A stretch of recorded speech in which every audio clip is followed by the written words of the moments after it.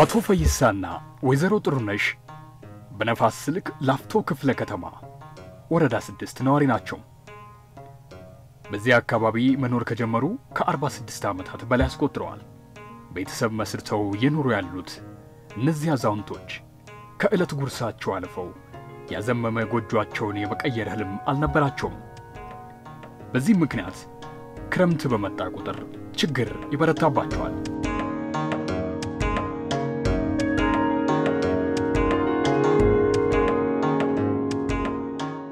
ቆርቆሮም ያፈሰሰ ግድግዳም በየአመቱ በቃ ውሃ እየገባ ያስቸገረ ነበር። እንደው እዚህ ቦታ እንደው በጣም ዝቅ ያለ ቦታ ነበር። ዋይተኛ ነበር ድሮ። አዛ ምን ሞልተን እንደ ነገሩ ኖርን። ከዋለም ግድግዳ የለም ፈርሶ አንዴ ማሰርተናል እንደምንም ብዬ እንደገና ደግሞ እሱም ሲደጋ ድጋሚ ይፈርሳል። ቆርቆሮም እያፈሰሰ በቃ መሳጠባ በየቦታ እየጠጋጋን እንኖራለን እንደ ነገሩ ማለት ነው። መስራት ስላልቻልን ማለት ነው።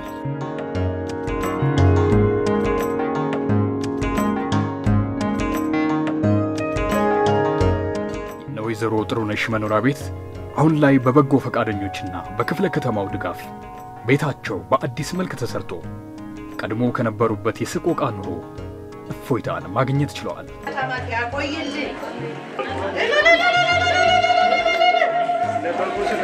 የእውነት መግለጽ ከሆነ እኔ እግዚአብሔር ከሰማይ ወርዶ ነው የሰራልኝ ነው አልኩት። ጉንበስ ብዬ መሬት የሳምኩበት ሰዓት አለ። ባለሀብቱም እግዚአብሔር ይስጣቸው ጨምሮ ይስጣቸው። ቀበሌም ተባብሮ ቆሞ ያሰሩልን ቀበሌዎች ናቸው፣ ወረዶች ናቸው። በቃ ምን ልግለጽልሽ እነሱም እድሜ ይስጣቸው እያልኩ ነው። ባልበላው እንኳን እኔ እንጃ ጾመን ቢያድር እንኳን እውነት ደስ ይላል። ከደጅ ሲገባ ራሱ ደስታ ቤት ይቅርና ከውጭ ሲመጣ ራሱ ግቢውን ሲያይ ግቢ እንደዚህ አልነበረ። አሁን በጣም ቤቴ ገብቼ ደግሞ ቤቴ ቁጭ ብዬ ሲያይ በጣም ደስታ ነው የሚሰማኝ። በጣም ደስ ብሎኛል።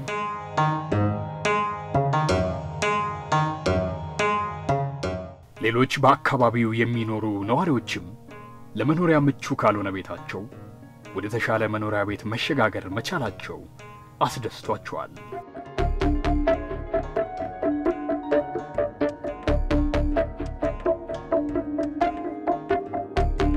አሁን እንግዲህ ማነጻጸሩ ይከብዳል። እንግዲህ እንደምታዩት በጣም ቆንጆ ሆኖ በቡልኬት ተሰርቶልን በሚያምር በአዲስ ቆርቆሮ ተመቶ ውሃ ይፈስብናል ብለን አንሰጋም ወይ ደግሞ ጭቃ ይፈርስብናል ብለን እንሰጋው ነገር የለም። ስለዚህ ማነጻጸሩ የሰማይና የምድር ያህል ነው። የተሻለ ኑሮ እየኖርን ነው። እንደ ከተማ ይሄ ፕሮጀክት ማለት ይሄ ስራ በከተማ ደረጃ እየተሰራ ያለው ስራ ነው።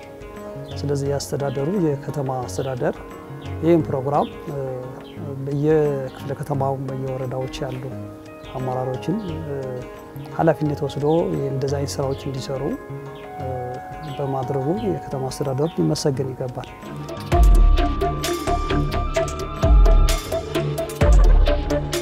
አዲስ አበባ የነዋሪዎቿን ሁለንተናዊ ተጠቃሚነት ለማረጋገጥ የተለያዩ ውጤታማ የሆኑ ፕሮጀክቶችን በመንደፍ በርካታ ለውጦች መታየት ጀምረዋል። በተለይ በሰው ተኮር የልማት ተግባራት የአቅመ ደካማ ዜጎችን ቤት የማደስ የማዕድ ማጋራትና የምገባ ማዕከላት ተጠቃሽ ናቸው። ነፋስ ስልክ ላፍቶ ክፍለ ከተማ ለለውጡ ግንባር ቀደም በመሆን በርካታ የልማት ስራዎችን ማከናወን ችሏል።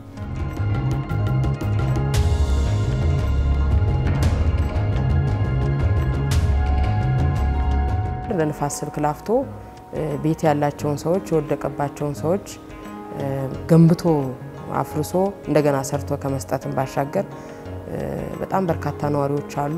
ከ25 ዓመት በላይ ወረፋ ይዘው ሲጠባበቁ የኖሩ ወገኖችም ቁጥራቸውን ቀላል አይደለም ማለት ነው። ስለዚህ እነዚህን በምን መንገድ ነው የሁሉንም እንኳን ችግር መቅረፍ ባንችል በተወሰነ መንገድ የተወሰነውን ሰው ችግር መቅረፍ እንችላለን በሚል ተነሳሽነት እንደዚሁ ባለሀብቶቻችን ነዋሪውን አጠቃላይ ነዋሪውን አስተባብረን ወደ 108 ቤቶችን ገንብተን ለባለድለኞች ሲጠባበቁ ለነበሩ ወገኖቻችን አስተላልፈናል ማለት ነው። G+5 108 ቤት። ስለዚህ የሚኖሩበትን ቤት አፍርሶ ሰርቶ ከመስጠትን ባሻገር ወረፋ ሲጠባበቁ ለነበሩ ወገኖችም በተመሳሳይ እንደዚህ አይነት ስራዎችን እየሰራን እንገኛለን። እስካሁን በመጣንበት በዚህ በጀት ዓመት ብቻ አጠቃላይ በበጎ ፍቃድ ስራዎች ከ700 ሚሊዮን ብር በላይ በመንግስት መሸፈን የሚገባቸው በበጎ ፍቃድ ስራ የተሸፈኑ ናቸው ማለት ነው።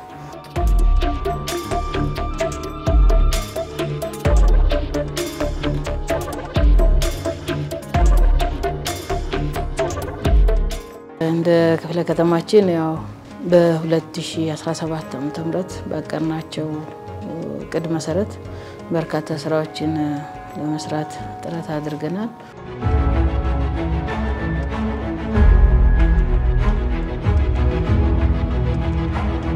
በክፍለ ከተማው በሰው ተኮር ተግባራት ትኩረት ከተሰጡት ስራዎች መካከል የምገባ ማዕከላት ግንባታና አገልግሎት ተጠቃሽ ናቸው። ይህ አገልግሎት በቀን አንድ ጊዜ መመገብ የማይችሉ የአካባቢው ነዋሪዎችን ችግር ያቃለለ አንዱ የበጎ ተግባር እንቅስቃሴ ነው። በዚህም ብዙዎቹ በማዕከሉ የአገልግሎቱ ተጠቃሚ ሆነዋል። ልጆች አሉኝ፣ 5 ልጆች አሉኝ። በጣም ቃላት ያንሰኛል። ገና ስመረቅ ጀምሮ እዚሁ ነኝ ያለሁት፣ እዚሁ ነኝ። ኧረ እግዚአብሔር ይስጣችሁ፣ ብዙ ይቀራታል። ልጆቼንም ጦም አስይዣለሁ ተዝዤ እጄ እውነቴን ነው። ሰው ሲያስገባ እኔ ለልጆቼ ተዝዤ ነው ጦም ያሳስኳቸው። እግዚአብሔር ይመስገን እንጂ በጣም ቆንጆ ነው። በጣም ደስተኛ ነኝ። እየቀሩ ይመጣሉ። ምሳ ሰዓት ትውልዱን ይባርክለት። ይሄን የሚሰራው ሰው ዘር ይውጣለት። የኢትዮጵያ መንግስት ይባረክ። ይሄን በማሰቡ ማለት ነው።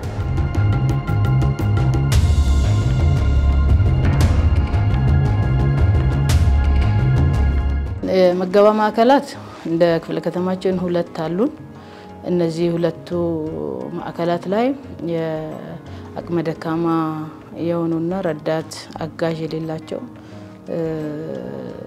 ዜጎችን እንዲሁም ህፃናትን ጨምሮ ወደ 1000 የሚሆኑ በቀን አንዴ መገባሉ ማለት ነው። መገባ ማዕከላችን ይሄ ከሰው ተኮር ተግባራችን ጋር የሚያዝ ነው።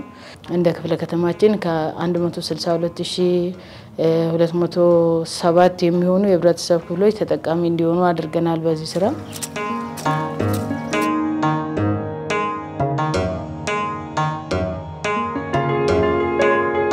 ሌላው በክፍለ ከተማው ለውጥ ከታየባቸው ዘርፎች መካከል የከተማ ግብርና ይጠቀሳል። ይህ ተግባር በስፋት እየተሰራበት የሚገኝ ሲሆን የተለያዩ ነዋሪዎችም በዘርፉ በመሰማራት ከራሳቸው አልፈው ለአካባቢው ነዋሪ የከተማ ግብርና ውጤቶችን እያቀረቡ ይገኛል።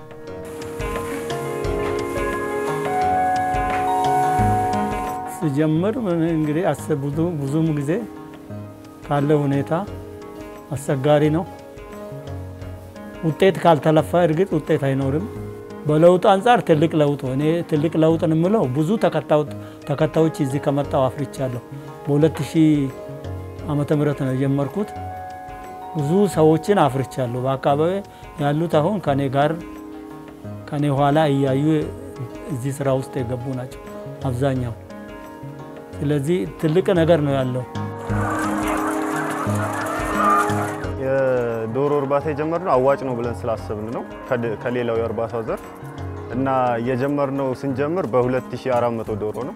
አሁን 3 ሰራተኛ አለ እዚህ የሚሰራ ዶሮ ቤት ውስጥ የጽዳትም እንቁላልም የሚለቅም ሰው አለ እና ለሌላውም ሰው የስራ እድል ፈጥረናል።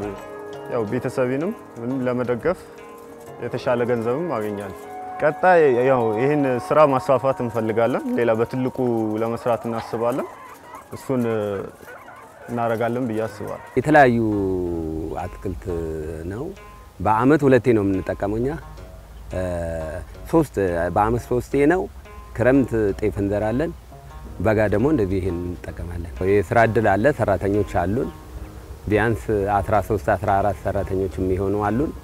እነሱም ያው ወር ደሞዝም ያገኛሉ። ቤተሰቦቻቸውን በዚህ እንትን ይላሉ፣ ይደግፋሉ። ለአካባቢው እንደሚታየው ለአካባቢውም ቅርብ ነው፣ ለነዋሪውም ቅርብ ነው። በቃ በተመጣጣኝ ዋጋ ነው እንትን እያለን ያለው። ገበያውም እዚህ ስለሆነ በተመጣጣኝ ዋጋ ነው። በሁለት ዘርፍ ላይ በተለይ ትኩረት አድርገን ከምንሰራባቸው አንዱ በእንስሳት ዘርፍ ላይ ነው። ሁለተኛው በእጽዋት ዘርፍ ላይ ነው። እንግዲህ ይሄ ወረዳ ክፍለ ከተማ 13 ወረዳዎች አሉ። ከዛ ውስጥ 7 ወረዳዎች ማስፋፊያ ወረዳዎች ናቸው። በሰፊው ማሳ የሚጠቀሙ ናቸው። 6ቱ ደግሞ ዩኒቨርሲቲ ወረዳዎች ናቸው። በሃውስሆልድ የሚጠቀሙ ናቸው ማለት ነው። ከዚህ አኳያ በእጽዋት ላይ እንደኛ አካባቢ ወደ 173 ሄክታር አለን በማስፋፊያ ላይ ያለው። ይህም በሰፊው በትራክተር እጽዋት በተለያዩ አትክልቶች የምናለማበት ሁኔታ ነው ያለው። ከዛ ውጭ በእንስሳት አካባቢ ስናይ በሰፊው እኛ ክፍለ ከተማ ላይ የተሰሩ ያሉ እንግዲህ በወተት ከብት ላይ እስከ 80 እስከ 70 የሚታለቡ ላሞች ያሉበት ክፍለ ከተማ ነው። ይሄ በሰፊው ሲሰራበት የነበረ ነው። አሁን የጀመርነው እንግዲህ እያንዳንዱ ቤት ላይ በአንድ ብሎክ 25 አባወራ ወደ ተግባር እናስገባለን ብለን ጀምረናል። አንደኛ ዙር ላይ ይሄኛውን ጨርሰናል። አሁን ሁለተኛ ዙር የአመቱን እቅድ ዘግተን ሁለተኛ ዙር ጀምረናል። ይሄን የምናደርገው እያንዳንዱ ቤት ላይ ሰው አትክልት ገዝቶ የሚገባ ሳይሆን ከደጁ ወስደው ራሱ ፍሬሽ የሆነ አትክልት ራሱ እንዲጠቀም የማድረግ ስራ የመጀመሪያ ስራችን ነው። ይሄን ካደረግን ከራሳችንም ተርፈን ሌላ መትረፍ ስለምንችል የከተማ ግብርናን ብንወስድ በእጁ ህዝቡ ተጠቃሚ እንዲሆን ገበያ ማረጋጋት ምርት ወደ ገበያ እንዲቀርብ በማድረግ አካባቢው የአርሶ አደርም አካባቢ ስለሆነ ማስፋፊያም ስለሆነ ብዙ ስራዎች ከዚህ ጋር እንዲሰሩ የተደረጉበት አርሶ አደር መብቱ እንዲከበርለት የመሬት ባለቤት እንዲሆን ብዙ ስራዎችን ለመስራት ሞክረናል። አርሶ አደሩ ከሸማችነት ወደ አምራችነት እንዲቀየር ትልቅ ስራዎች ናቸው የተሰሩት።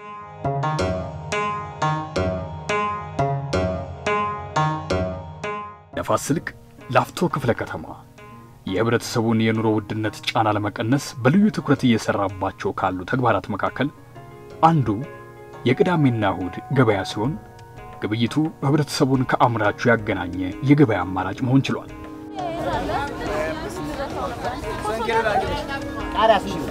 አራት ዓመቴ ነው እዚህ የምነግደው።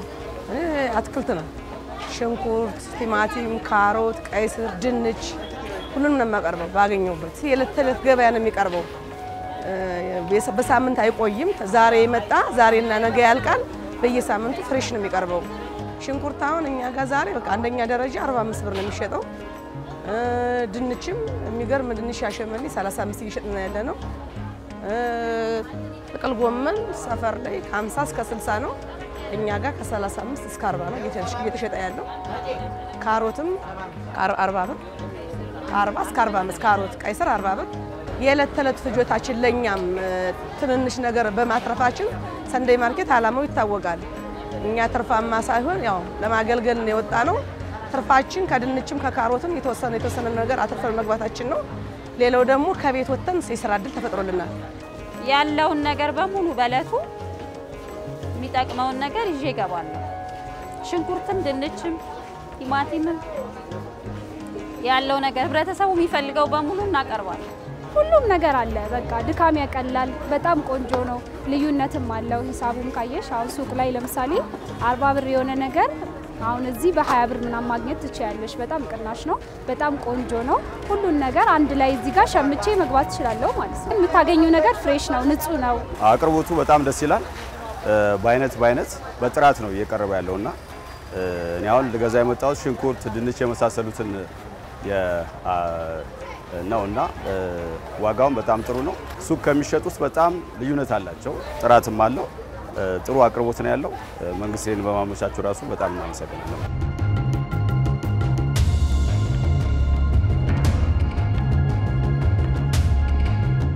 እሁድ ገበያን ብንወስድ ወደ 19 የሚሆኑ የእሁድ ገበያ ማዕከላቶች አሉን ማለት ነው እና ሌሎች ትልልቅ የገበያ ማዕከላቶች አሉን።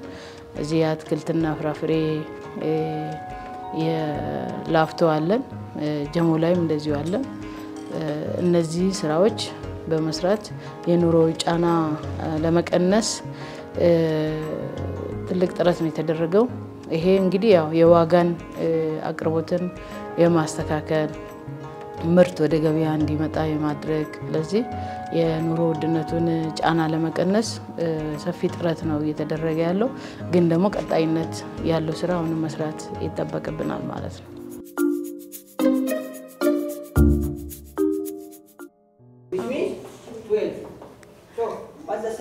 ትምህርት ጥራትን ለማስጠበቅ በተለይ በትምህርት ለትውልድ መርሃ ግብር ቀድሞ የነበረውን የተማሪ ጥምረት የሚያሻሽል ማስፋፊያ ለሚያስፈልጋቸው ትምህርት ቤቶች የማስፋፊያ ግንባታ በመገንባት እንዲሁም ምድረ ግቢውን ለተማሪዎች ምቹ የማድረግ ስራዎች እየተሰሩ ይገኛል። የተሰባበረ ዴክስ ላይ ነበር የምንማረው። አንድ ክፍል ውስጥ 90 ምናምን ተማሪ ሆነን 90 ከዛ በላይ ሆነን እንማር ነበረ። አሁን ግን ክፍሎቹም ስለተስፋፉ አዲስም እንትን ስለተሰራልን አሁን አንድ ክላስ ውስጥ አሁን 35 ሆነን የምንማረው። 35 ሆነን ስንማር ደግሞ አስተማሪው የሚያወራውን በደንብ ይሰማል። አስተማሪውም ተዟዙሮ እንደ ልቡ ለማስረዳትም ለአስተማሪውም ለኛም ብዙ ጥቅም አለው። ቢሆን ማማሩ አሁን ከድሮ ተሽሏል። ዴክሶችም ድሮ መመገቢያ ክፍሎችም ወንበሮችና ጠረጴዛ አልነበሩም። ውጪ ላይ ቆመን ነበር የምንበላው። አሁን ግን እሱ ተሻሽሎ አዳራሽ ውስጥ ወንበርና ጠረጴዛ ተዘጋጅቶልን እዛ ነው ቁጭ ብለን የምንበላው። ከዚህ በፊት የነበሩ መማሪያ ክፍሎች ጠባብ ናቸው፣ ውብም አልነበሩም። ለተማሪዎች ለመማር ማስተማሩ ስራ አመቺ አልነበሩም። ይሄ አዲሱ ህንጻ ከተገነባልን በኋላ ግን ተማሪዎች የተሻለ ንጹህ ጽዱ የመማሪያ አካባቢ አግኝተዋል። የተማሪ ክፍል ጥምርታ በእጅጉ ቀንሶልናል። ተማሪዎቻችንም መምህራኖቻችንም የተሻለ የመማር ማስተማር ስራ የሚያካሂዱበትና የተሻለ የትምህርት ቦታ እንደተፈጠረላቸው ማወቅ ይቻላል ማለት ነው። አዳዲስ ከተገነቡት ውጪ ማስፋፊያዎች አሉ። ተጨማሪ ክፍል ማስፋፊያዎች አሉ። ዳሴ ትምህርት ቤት የሚባለው ትምህርት ቤት ከተማ ውስጥም ካሉት ወደ 5600 ተማሪዎችን በአንድ ጊዜ ማስተማር የሚችል ትምህርት ቤት ነው። ይሄ ትምህርት ቤት ከመሰረተ ልማት ጋር ተያይዞ ቅድመ አንደኛ ተያይዞ አንደኛ ደረጃዎችን የላብራቶሪ የላይብረሪ ህንጻዎች ያልነበሩበት ሁኔታዎች አሉ። እሱንን ከተለያዩ ተቋማት ጋር በመነጋገር አሁን እዛ ውስጥ የሚታዩትን ግንባታዎች ማምጣት ችለንበታል ማለት ነው። ሌላው ቅድመ አንደኛ ነው። ቅድመ አንደኛው እንዲህ ያልነበረችም ግቢዋ በጣም ጠባብ፣ ለተማሪዎች ለህፃናት ለጫወታ የማይመቹ በቂ መጸዳጃ ያሌለው ምድረ ግቢው ምቹ ያልሆነበት ሁኔታዎች ነበሩ። እሱን ክረምት ውስጥ የማስተካከል ስራዎችን ሰርተን ዛሬ እንደምታየው ውብ ሆና ተማሪዎችንም አትራክት የሚያደርግ ግቢ የተፈጠረበት ሁኔታ ነው። ቀጣይ የበለጠ ከዚህ የበለጠ ውጤት ለማስመዝገብ በተቻለ መጠን ከሚመለከተው አካል ጋር ዲል እያደረግን እየሰራንበት ነው። በርካታ ፕሮጀክቶችን ሰርተን አጠናቀናል። ለአገልግሎት እንዲበቁ አድርገናል ማለት ነው። ከሰራናቸው ፕሮጀክቶች ውስጥ አብዛኛው ማለት ይቻላል ትምህርት ላይ ትኩረት ያደረጉ ፕሮጀክቶችን ነው እየሰራ ነው። በዋናነት እንግዲህ ክፍለ ከተማችን ማስፋፊያ ነው። እንዲሁም ከመሀል ከተማም በተለያዩ ልማቶች ምክንያት ወደ ክፍለ ከተማችን የሚመጣ ተማሪ ቁጥሩ ብዙ በመሆኑ ምክንያት ይሄን ለመቀበል የሚያስችል ዝግጅት አድርገናል እንደ ክፍለ ከተማችንም። ስለዚህ የመማር ማስተማሩ ሂደት የበለጠ የተሻለ ለማድረግ እንደ ተቋማችን የተሰጠንን ተልዕኮ በተሟላ መልክ ለመወጣት በርካታ ጥረቶች አድርገናል። አሁን እንደ ክፍለ ከተማ በዚህ አመት ክፍለ ከተማው በከተማ ደረጃ የተሻለ ውጤት ሊያመጡ የሚችሉ ለሌሎችም ሞዴል ሊሆኑ ይችላሉ ብለን የምናስባቸውን ስራዎች ለመስራት ጥረት እያደረግን ነው። ይሄ እንዳንድ ጥሩ ነገር ነው የሚነሳው። ሁለተኛ አጠቃላይ ባለድርሻ አካላት ያላቸው ክትትል ቀደም ሲል ማንስቻለሁ። ከከተማ ከፍተኛ አመራሮች ጨምሮ እስከ ታችኛው የህብረተሰብ ክፍል ድረስ ሁሉም ባለቤት ነውና ይሄ በለጠ ተጠናክሮ መቀጠል አለበት። እኛም እንደ ተቋም መዘግየትን ማንም አይቀበልም። አሁን በዚህ ሰዓት ምክንያቱም ሁሉም ተከታታይ ነው። ሁሉም የሚያየው ስለሚሆን ይሄኛው ምን ሆናችሁ ነው የዘገያችሁት ይላል ማለት ነውና ይሄ የበለጠ ተጠናክሮ መቀጠል አለበት ለማለት ነው።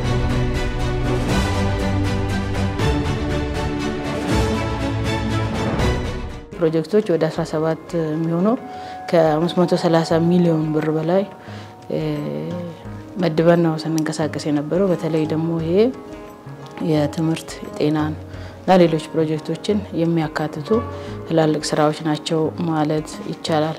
ሌላው ይሄ እንደ ክፍለ ከተማ በበጀት የምንሰራው ስራ ሆኖ በህብረተሰብ ተሳትፎም እንደዚሁ ትልልቅ ስራዎች ናቸው የተሰሩት።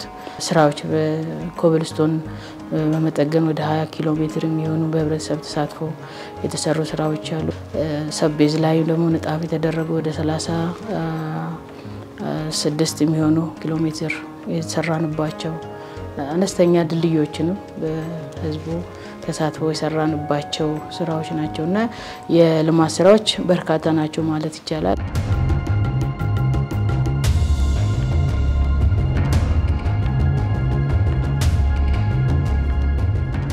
የስራ ዕድል ፈጠራ ልማት ዘርፍ በሀገራችንም ሆነ በከተማችን ከተጀመረ አንስቶ በርካታ ስርዓት ዜጎችና በዝቅተኛ ደረጃ ላይ የሚኖሩ የህብረተሰብ ክፍሎች የገበያ አቅም በማሳደግና ድህነትን በመቀነስ ረገድ ሰፊ ድርሻ እያበረከተ ይገኛል። ነፋስ ስልክ ላፍቶ ክፍለ ከተማ አስተዳደር ስራ ፈላጊ ነዋሪዎችን ከማሰልጠን ጀምሮ ወደ ተግባር እንዲገቡ የተለያዩ ምቹ ሁኔታዎችን በመፍጠር ብዙ ዜጎች ወደ ተግባር ገብተው ተጠቃሚ እንዲሆኑ አድርጓል።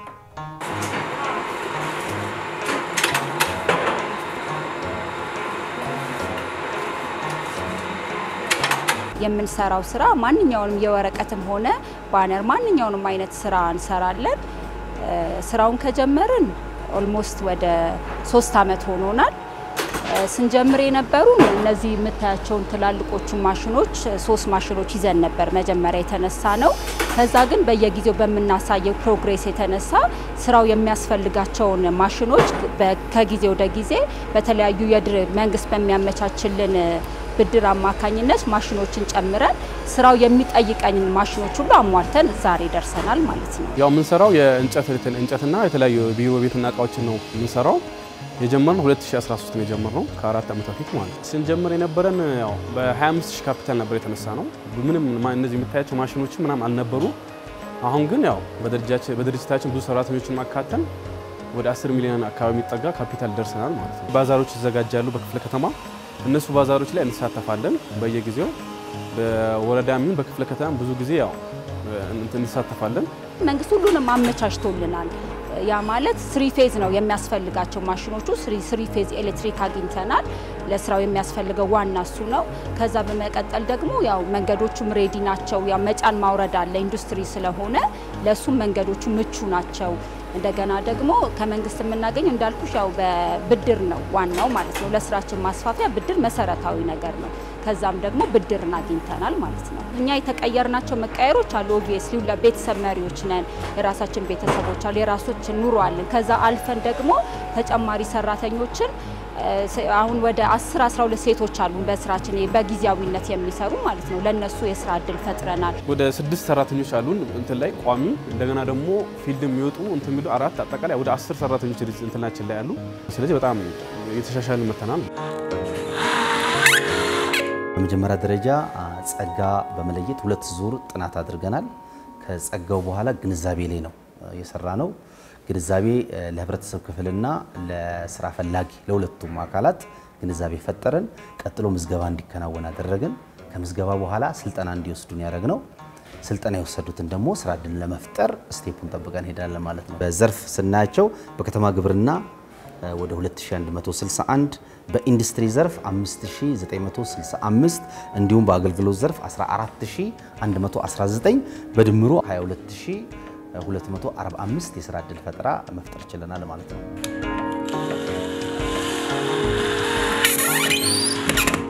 ድጋፍና ክትትሉ ለአዲሶቹም ከዚህ ቀደምም በኢንተርፕራይዝ ደረጃ ተደራጅተው ለነበሩት ድጋፍ እናደርግላቸዋለን፣ ክትትል እናደርጋለን። ለ165 ኢንተርፕራይዞች በዚህ ዓመት መስሪያ ቦታ ሰጥተናል። 2016 ክረምት ጀምሮ በበጀት ዓመቱ እስካሁን ድረስ ለ165 ኢንተርፕራይዞች መስሪያ ቦታ ተሰጥቷል። አሁን ደግሞ 64 ኢንተርፕራይዞች በሂደት ያሉበት ሁኔታ አለ ማለት ነው። ካቀድነው እቅድ ብቻ ሳይሆን ካቀድነው እቅድ በላይ አሳክተን ለወጣቶች ተደራሽ ማድረግ እንዳለብን ነው የሚሰማን።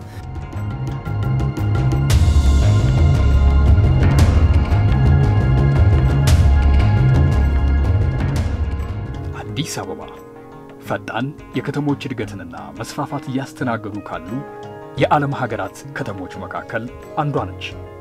የከተማዋን እድገት የሚመጥን ዘመናዊ የአሰራር ስርዓትን ተግባራዊ ማድረግ አጠያያቂ አይደለም። በመሆኑም የነፋስ ስልክ ላፍቶ ክፍለ ከተማ አመርቂ ውጤት ካመጣበት የአገልግሎት ዘርፍ መካከል የአገልግሎት አሰጣጥ ቀልጣፋ ማድረግ፣ ተቋምን የማዘመን ተግባር ይገኝበታል። የተገልጋይን እንግልት ለመቀነስና የሥራ አካባቢን ምቹ ማድረግ የክፍለ ከተማው ቀዳሚ ተግባርም ነበር።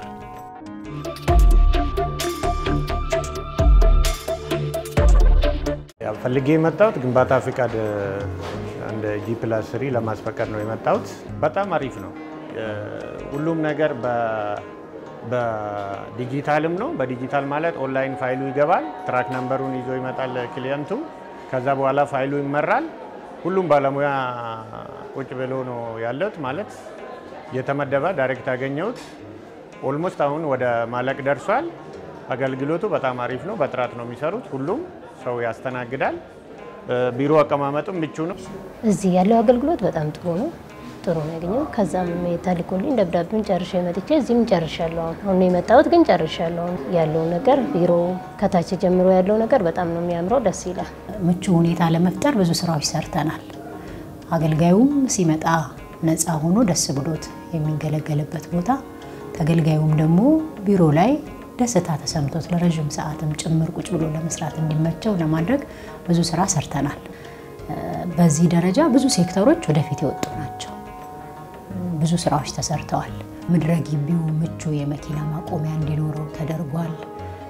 ለአገልጋዩ ለባለሙያው ደግሞ ምቹ ከማድረግ አንፃር የሰራተኞች የመንግስት ሰራተኞች ልጆቻቸውን የሚያቆዩበት ማቆያ ቦታ የማመቻቸት ስራ፣ የጂም ቤት በረፍት ሰዓቱ ማታና ጠዋት ላይ ጂም መስራት እንዲችል፣ ተጨማሪ እዚህ ህንፃ ላይ የተለያየ ህመም የሚኖረው ሰው ሊኖር ይችላል። እንደሆነ ነገር ቢገጥመው ቢያመው እንኳን ከፍተኛ የህክምና ቦታ እስኪደርስ ድረስ የመጀመሪያ እርዳታ የሚያገኝበትን ክላስ የማመቻቸት ስራ እነዚህ ተሰርተዋል።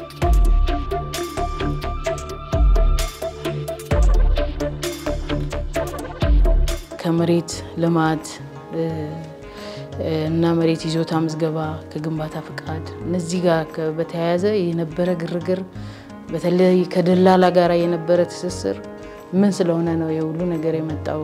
ለምንድን ነው ብልሹ አሰራር ችግር የተፈጠረው? ለብነት ለምንድን ነው የሆነው? ደላላ ስለምንድን ነው አመራር እያለ ገብቶ የሚመራው የሚለውን ነገር በስፋት ለማየት ነው የሞከርነው። ችግሩ ትክክለኛ መሆኑን ካረጋገጥን በኋላ በሂደት እየተገመገመ ያ የተለየው ችግር እየቀነሰ የደላላ ትስስር የሚባለው ነገር እንዲቋረጥ በጣም ረጅም እጅና እግር የነበራቸው ሰዎች አሁን ምንም አይነት ግንኙነት እንዳይፈጠር እናደርጋለን በሚል ሐሳብ ነው የተግባባነው። በዛው ልክ እነዚህ ችግሮች እንዲቀረፉ ተደርገዋል።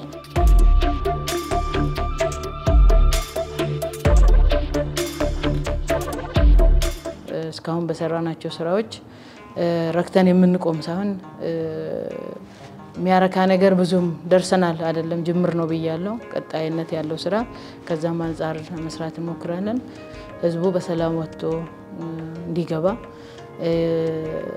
የሰላም ሰራዊት በማሰልጠን በስምሪት በመስጠት የፖሊስ ኃይላችን በማስተባበር ህብረተሰቡ ደግሞ በየብሎኩ ራሱን በመጠበቅ ጸግሮ ለውጥ እንካየ እንደዚህ ጽንፈኝነት አይነት አስተሳሰብ ካለና ሰላሙን የሚያናጋ መሆኑን ሲያቅ ህብረተሰቡ ጥቆማ በመስጠት ራሱ በራሱ ተወያይቶ በመጀመሪያ በራሱ መፍታት ሲያቅተው ደግሞ አግዞን ብሎ እኛንም ሲጠይቀን እኛም ወርደን የመስራት እነዚህ ስራዎች እንደ ምሳሌ የሚወሰዱ ስራዎች ናቸውና እነዚህንም በቀጣይነት አጠናክረን የምንሰራቸው ስራዎች ይሆናሉ።